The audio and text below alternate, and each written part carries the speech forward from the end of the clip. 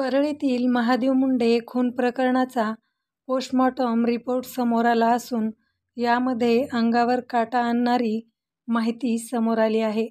आधी महादेव मुंडेचा गळा कापला. तो तब्बल 20 सेंटीमीटरपर्यंत लांब, 7 सेंटीमीटर रुंद आणि 3 सेंटीमीटर खोल असा हा वार होता. त्यानंतर मुंडेच्या मानेवर उजव्या बाजूने 4 वार केलेले होते. मुंडे यांच्या अंगावर तब्बल 16 वार आहेत. प्रतिकार करतानाही त्यांच्या हाताला जखमा झाल्याचं अहवालात नमूद करण्यात आलं आहे. 21 ऑक्टोबर रोजी महादेव मुंडे यांचा खून झाला होता. 22 ऑक्टोबर रोजी 12:15 ते 1:30 असे सव्वा तास परळी उपजिल्हा रुग्णालयात शवविच्छेदन चालले. पोलिसांनी पंचनामा केला तेव्हा त्यात अंगावर जखमा झाल्याने मृत्यू झाल्याचे नमूद करण्यात आले होते.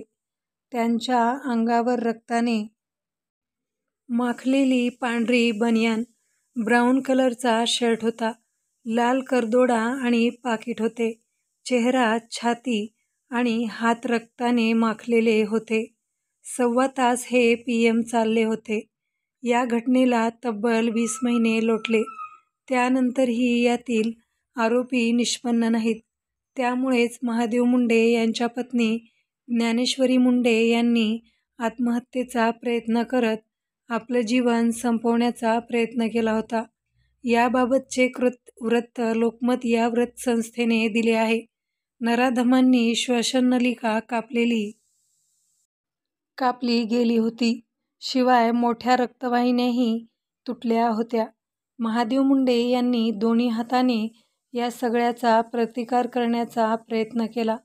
त्यामुळे त्यांच्या डाव्या आणि उजव्या हातावर, अंगठ्याजवळ, तळहातावर आणि मधल्या बोटाजवळ जखमा झालेल्या होत्या. तसेच खाली पडल्यानंतर त्यांच्या डाव्या गुडघ्यालाही खरचटलं असल्याची नोंद आहे. तोंडापासून कानापर्यंत वार, मानेवर वार करत असताना तो चुकवल्यामुळे तोंडावरही वार झाल्याची शक्यता आहे. तोंडापासून कानापर्यंतही एक वार झाल्याचे यामध्ये सांगण्यात आलं असून त्याची लांबी 13 सेंटीमीटर एवढी असून रुंदी व खोली 1.5 सेंटीमीटर पर्यंत आहे. मृत्यूचे कारण काय? डॉक्टरांनी शवविच्छेदन अहवाल परळी शहर पोलिसांना दिला होता. त्यात अतिरक्तस्राव झाल्याने शॉकमध्ये जाऊन महादेव मुंडे यांचा मृत्यू झाल्याचे नमूद केले आहे. अंगावर कुठे होते किती वार? मानेवर उजव्या बाजूला 4, तोंडापासून गालापर्यंत 1, उजव्या हातावर 3, डाव्या हातावर 3, तोंडावर 1, नाकावर 1, गळ्यावर 3. महादेव मुंडे हत्येप्रकरणाचा घटनाक्रम 20 ऑक्टोबर 2023च्या संध्याकाळी महादेव मुंडे यांनी 6 वाजता ट्युशनवरून मुलांना घरी सोडले. त्यानंतर पिग्मीचे कलेक्शन केले.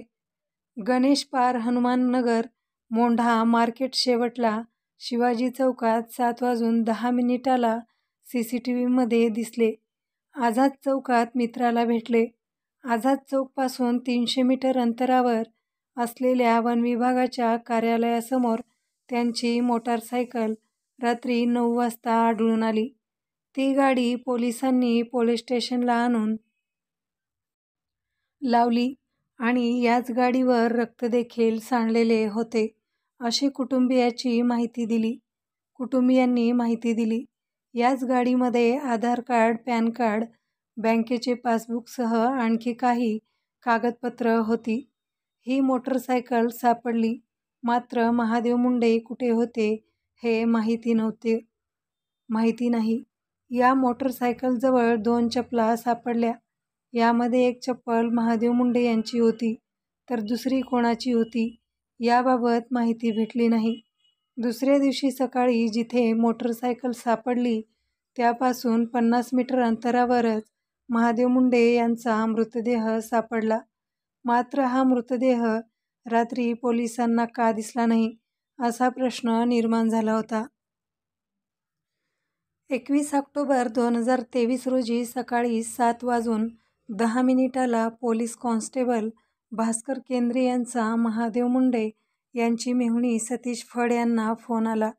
हा फोन आल्यानंतर सतीश फड यांनी तात्काळ त्यांच्या दाजींना फोन केला. मात्र तो फोन स्विच ऑफ आला. त्यानंतर सतीश फड यांनी मुंडे यांच्या बँक कॉलनीतील घरी भेट दिली. मुंडे हे तुळजापूरला गेले असल्याचे सांगितले. महादेव मुंडे यांचा गळा चिरलेला होता आणि गळा कापलेला होता. त्याचबरोबर हातावर, गालावर, पाठीवर वार करण्यात आले होते. महादेव मुंडे यांचा मृतदेह सापडल्यावर त्यांचा मोबाईल, अंगठी, लॉकेट, त्याचबरोबर पिग्मी कलेक्शनचे साधारण किंमत 1 ते 1.5 लाख रुपये हे गायब होते. मृतदेहाचे शवविच्छेदन करून तो मृतदेह मुंडे कुटुंबीय पोलीस ठाण्यात ठेवणार होते. मात्र पोलिसांनी आम्ही 8 दिवसात आरोपी ताब्यात घेण्याचे आश्वासन दिल्यामुळे अंत्यविधी करण्यात आला. मित्रांनो, ही बातमी गुगलवरून सर्च करून घेण्यात आलेली आहे. आपण जर नवीन असाल तर व्हिडिओला लाईक करा, शेअर करा आणि सबस्क्राईब करायला विसरू नका. धन्यवाद.